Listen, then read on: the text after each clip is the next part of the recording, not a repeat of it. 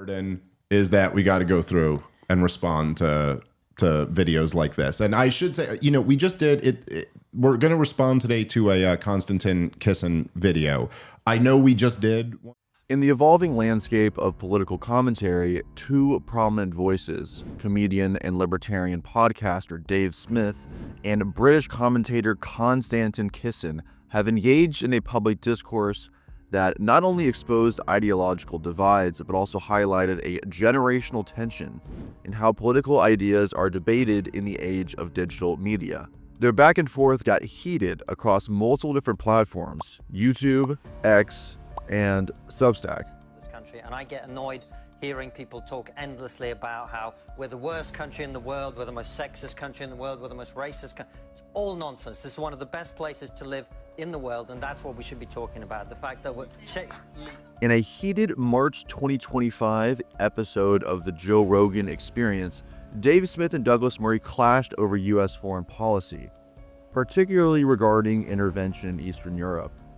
Smith argued that the U.S. has a history of disastrous interventions based on lies. Yes. Every single enemy that we've gone to war with is always called Hitler. Saddam Hussein's the new Hitler. Muammar Gaddafi's the new Hitler. Putin's the new Hitler. While Murray countered that ignoring authoritarian threats like Russia risks global stability. The spark that ignited the debate was Konstantin Kisin's article on Substack titled "Murray vs. Smith: Dispatches from Podcastistan." Cringe title or cool? I'll let you be the judge. I'm leaning more towards cringe though. In it, Kisin critiques Dave Smith's debate with Douglas Murray on the Joe Rogan Experience, suggesting that Smith's worldview is oversimplified and detached from historical complexity. That's my shtick. Well, you're not a geopolitics guy in general, are you? Dave Smith, never one to shy away from a challenge, responded directly on X. He criticized Kisin's portrayal of him and reaffirmed his views, particularly his skepticism towards U.S. foreign policy and establishment narratives. Konstantin is a smart guy, but this is just lazy. I didn't defend Putin. I pointed out the lies and failures of our government. That's not apologism, that's sanity. We've been lied to into war too many times to blindly trust the so-called experts again. Smith then addressed Kisin's article in depth during an episode of his podcast, Part of the Problem number 1256. In this episode, Smith argued that Kisin misrepresented his position and downplayed the dangers of centralized government power and endless foreign wars. But I think we've done a pretty good job of remaining civil while going back and forth and disagreeing on things. It seems to me like over the last couple times he's tweeted at me that civility is going away a little bit. The next day, Kisin released a video titled the same as his earlier Substack post, further explaining his critique. He emphasized the importance of institutional expertise and accused Smith of promoting a naive, almost conspiratorial narrative.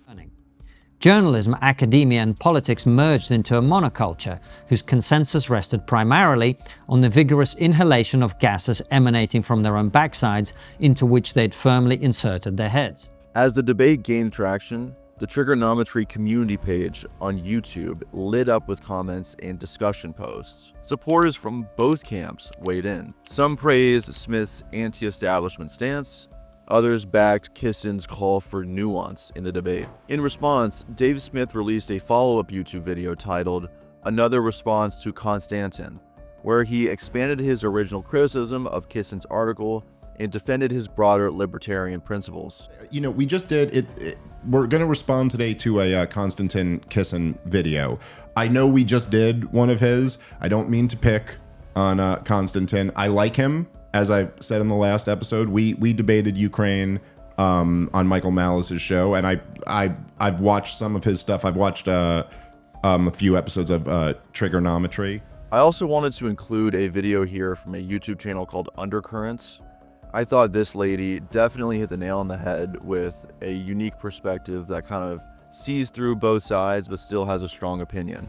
Of course, new media is going to be filled with some bad actors. For example, people who criticize, I'm just going to use Konstantin Kisin's words here, mainstream media for failing to live up to their standards on honesty and accuracy while having none of their own. As President Trump says, quote, many such cases. That was inevitable.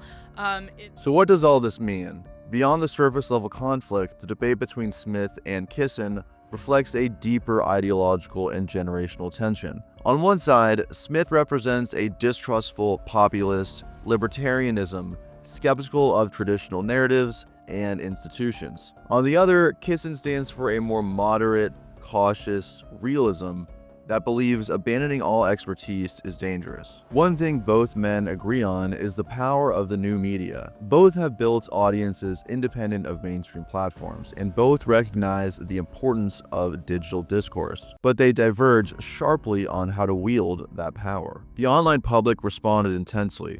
Threads, memes, and think pieces came thereafter. On X, users used the hashtag Smith versus Kisin to take sides.